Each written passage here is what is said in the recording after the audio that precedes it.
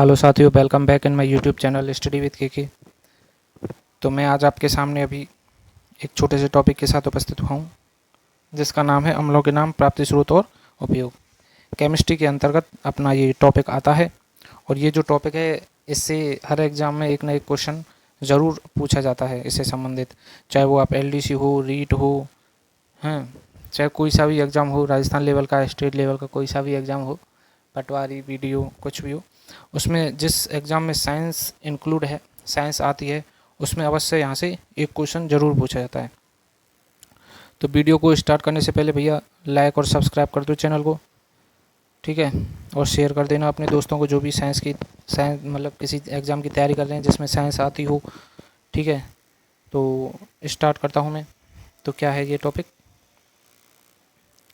देखो सबसे पहले आता है अम्ल का नाम।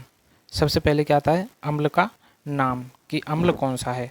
तो अगर मैं बात करूं, सबसे पहले आता है सिट्रिक अम्ल। कौन सा अम्ल, सिट्रिक अम्ल।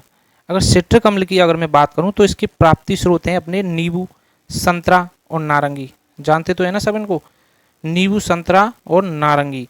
तो नींबू, संतरा और नारंगी ये जो ऐसे वो होते हैं, फल कह लो या इनको सब्जी कह लो, तो इनमें क्या होता है, सिट्रिक अम्ल होता है। क्या होता है इनमें, सिट्रिक अम्ल होता है।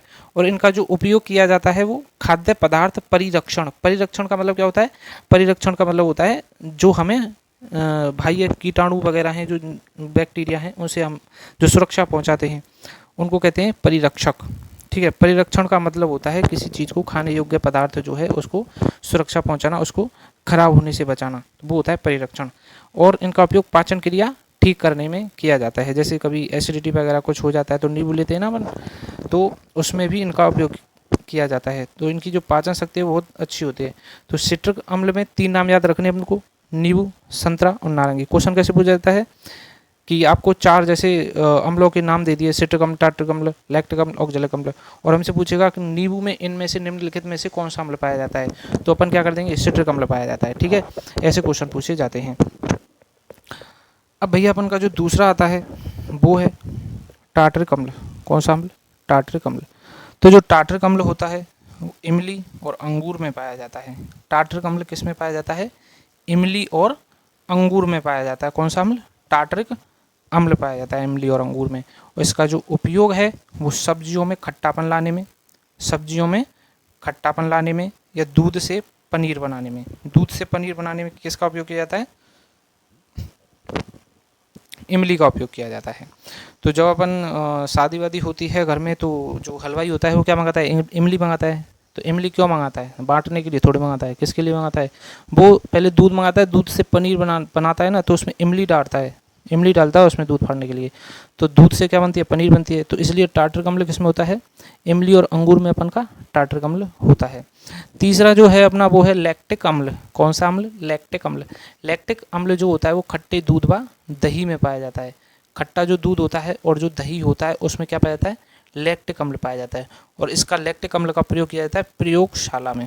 किस में किया जाता है, प्रयोगशाला में उपयोग किया जाता है किसका, लैक्टिक अम्ल का। लैक्टिक अम्ल किस में पाया जाता है, तो दूध व दही में लैक्टिक अम्ल अपना पाया जाता है, ठीक है।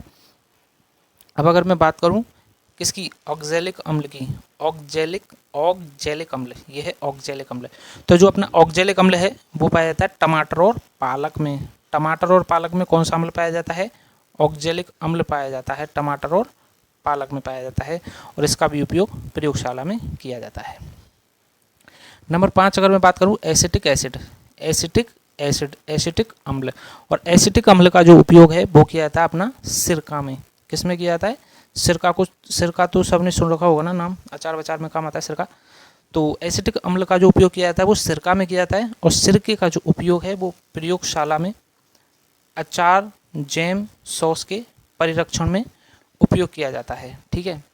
अगर मैं बात करूं मैलिक अम्ल की, तो मैलिक अम्ल आपका पाया जाता है सेब में, यानी कि सेब से मैलिक अम्ल प्राप्त होता है। मैलिक अम्ल किस में पाया जाता है, सेब में पाया जाता है। और सेब से ही मैलिक अम्ल प्राप्त होता है। कैसे भी पूछ ले, उल्टा पूछ ले, सीधा पूछ ले, कैसे भी पूछ ले, ठीक है। तो जो मैलिक अम्ल का उपयोग है वो प्रयोगशाला में किया जाता है। ग्लाइकोलिक अम्ल जो है अपना वो गन्ने के रस में पाया जाता है। जो गन्ने का रस होता है ना उसमें कौन सा अम्ल पाया जाता है, ग्लाइकोलिक अम्ल पाया जाता है, ग्लाइकोलिक अम्ल पाया जाता है, ठीक है।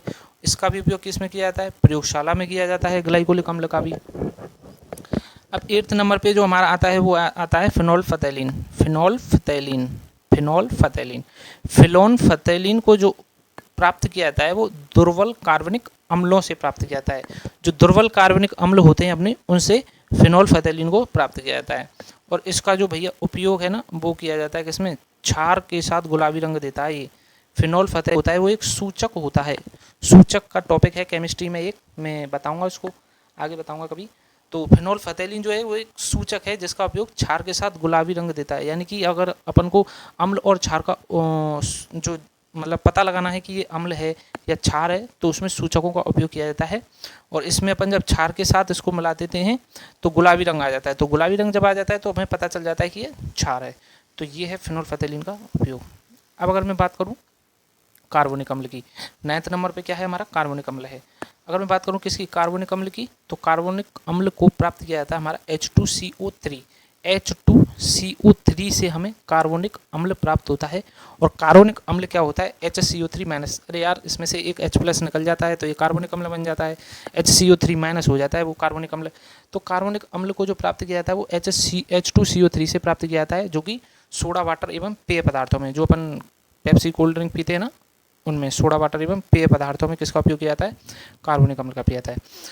अब अपन 10th की बात करें तो ब्यूटारिक एसिड, ब्यूटारिक अम्ल। अगर मैं बात करूं ब्यूटारिक अम्ल की, तो ब्यूटारिक अम्ल पाया जाता है तुम्हारा मक्खन जो होता है, मक्खन जो दही को बिलोकर छाछ बनाते हैं उसमें जो होता है ना, जैसे लोनी कहते हैं, वही अपना मक्खन होता है। तो मक्खन में और बकरे के मांस में, बकरे के मांस में और मक्खन में, इन दोनों में पाया जाता है क्या, ब्यूटारिक एसिड पाया जाता है। और इसी के कारण दही के बर्तनों में बदबू आती है, किसके कारण, ब्यूटारिक अम्ल के कारण ही बदबू आती है दही के बर्तनों में। अब अगर मैं बात करूँ नंबर क्या है, ग्लूटामिक अम्ल।